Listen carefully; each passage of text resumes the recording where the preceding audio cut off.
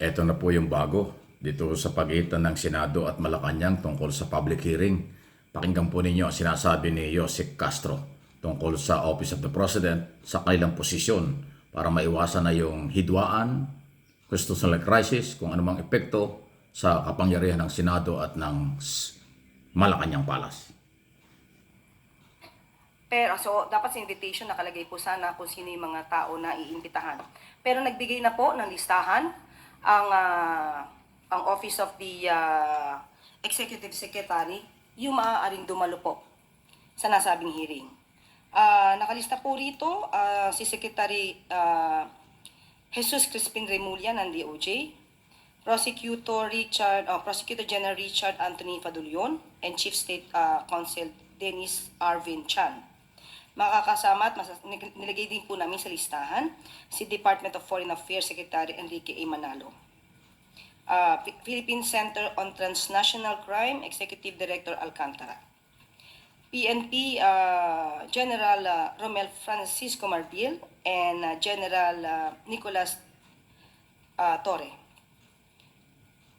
From DMW, si Secretary Hans Gakda. Kasama rin po si Special Envoy Marcos Lacanilao.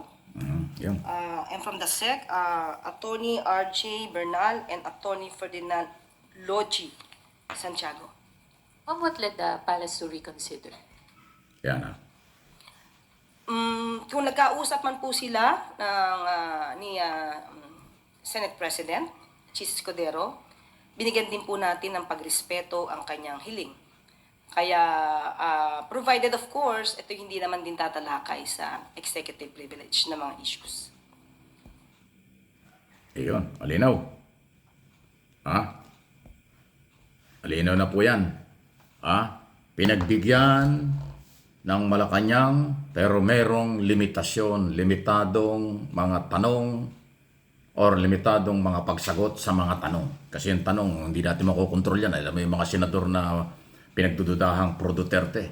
Talagang pinipilit nilang mali ang gobyerno, mali ang Pangulo, mali ang buong pamahalaan sa paghuli at pagsusurrender kay Duterte sa International Criminal Court. So dahil naka-schedule po sana ng April 8 yan, or 10, gagawin siya 10 na. Sa Huwebes na po gagawin yung pangatlong hearing. Unang hearing, nagharap-harap, pero hindi na kontento ang Senado. Kaya nagpangalawang hearing pero wala nang dumating kasi executive privilege ang pinairal. Pero dahil nga ho sa nagbabanta itong mga senado ng mga senador tulad ni Aimee, ni Bato, ni Alan Peter Cayetano at ni kung sino-masino man dyan hong silang mga kilalang ang tingin nila mali ang ginawa ng Estado sa paghuli. Ayun, nagbanta silang isosomon, papaaresto at magkakaroon po ng constitutional crisis yan dahil kasi makakasubukan. Ang pinangahawakan ng Malacanang, ang executive privilege ay meron ng ruling ang Supreme Court na legal, dapat irespeto. Pero ayaw kilalanin ng Senado. Ang piling nila ay ang kanilang authority to summon, authority to investigation, and aid of legislation ay hindi pwedeng ibaliwala. Nasa saligang batas din yun. Para hindi na magkaroon ng problema, ginawa ng paraan po ni Senador Escudero ang pagkakipag-ugnayan sa Malacanang opisyal tungkol dyan at yun nagkasundo sila. Haharap na nga po yung nabanggit, pangunahan ni Secretary Manalo, Secretary Remulla ng DOJ, yung mga PNP chief at saka iba pang opisyal ng pamahalaan para humarap sa next hearing sa Huwebes nga po yan. At yan ang pagkakataong matanong ng mga senador ulit. Pero may limitado, may limitasyon. Basta iso sa executive privilege, hindi po yan sasagutin ng mga resource person. Yan po yung kasunduan. Pag pinilit ng mga senador na i-expose ang executive privilege, hindi magkakasundo talaga. Kasi po nakataya dyan ang security, national security. Kasi pag sinabing executive privilege, yan po yung mga sensitibong plano, sensitibong programa, sensitibong mga tinatalakay ng gabinete ni Pangulong Marcos. Hindi talaga lahat yan ay dapat malaman ng publiko, lalo na kung tinatalakay pa lang, pinag-aaralan pa lang, hindi pa pinatutupad. Kasi priority ng Pangulo at ng Executive Department ay ayusin ang bansa sa pagpapatupad ng tamang naaayon sa batas. So yun po yung mahalaga doon. Okay? So dahil dyan, pagka lumampas na naman, naging wala sa lugar ang tanong ng mga senador tungkol sa mga cabinet secretary na muling darating sa hearing para pagbigyan ng kailang pausap, ay hindi ho talaga magkakasundo. Pero kung irerespeto ang executive privilege, ay walang magiging problema.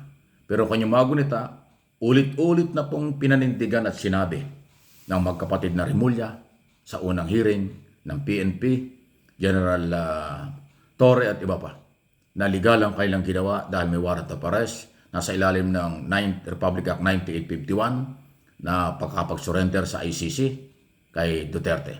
Okay, pero itong mga senador po ay ayaw hindi makamove on kasi nga ang dating nila pro-Duterte, lalo na si Amy Marcos. Anti-Marcos na si Amy. Kinakalaban na ni Amy ang Malacanang, ang kanyang Pangulo. Nakakalungkot kung ang mamamayang Pilipino, milyon-milyong Pilipino ay sumusuporta at nagmamahal kay Pangulong Marcos at rumirespeto sa pamilyang Marcos, pero yung kapatid ni si Amy, iba na ang galaw. Hindi na po gano'n ang dating. Sa akin pong personal na analysis at opinion. Gusto niyang palabasing masama ang ginawa ng gobyerno. Gusto niyang palabasing mali ang ginawa ng gobyerno sa pagkakahuli kay Duterte. Yan po yung nangyayari doon sa unang mga hearing at kanyang mga interview before, after ng hearing. So, hindi ko alam kung ano pang in aid of legislation gagawin dyan. Ay samantalang yung batas nga ang ipinatupad, Republic Act 9851, sila rin ang gumawa nun. Bakit hindi nila alam? Ewan ko kung ano. Ito ba in aid of re-election for publicity? O in aid of legislation ba talaga ito? O kung ano man, hindi ko natin alam. Malaya kayo kung ano po ang inyong masasabi dito po sa galaw na pinangunahan po ng Committee on Foreign Relations ni Senator Amy Marcos, ni Bato de la Rosa, Cayetano at Jingoy Estrada. Sila po yung maingay dyan ng mga senador. Na pinapalabas nilang nawala daw ang karapatan ni Duterte. Para bang yung karapatan ng akusado, binapahalagahan nila. Pero yung karapatan ng 30,000 buhay na nawala sa panahon ni Duterte, tahimik ang mga senador. Wala silang sinasabi. Parang wala silang malasakit. Ang kanilang 100% na malasakit ngayon ay sa inakusahan at kinasuhan na si Duterte. Bakit hinuli? Bakit isinurrender? Pero yung mga buhay na nawala sa ilalim ng tukhang ni Duterte na kanyang inamin na in public, na kanyang inaako ang lahat ng pananagutan, ang mga senador na ito, like Amy, Bato, Cayetano at kung sino-sino pa dyan, wala kang madinig na malasakit man lang. Dapat ang ipatawag nyo sa hearing ay yung mga pamilya ng biktima para inyo madinig kung bakit nawala ang kailang pamilya. Gaano kasakit na wala ang buhay ng kailang mga anak. Paano ang ginawa at bakit namatay, nawala ang kailang mahal sa buhay. Yan ang dapat malaman. Yan ang dapat bigyan ng hustisya. Ang akusado ay akusado pa lang. Papunta sa trial, dun ang due process. Buti yung akusado may due process. Pero yung biktima, walang due process, walang warrant of arrest, wala lahat. Ni walang investigation, ni walang police report.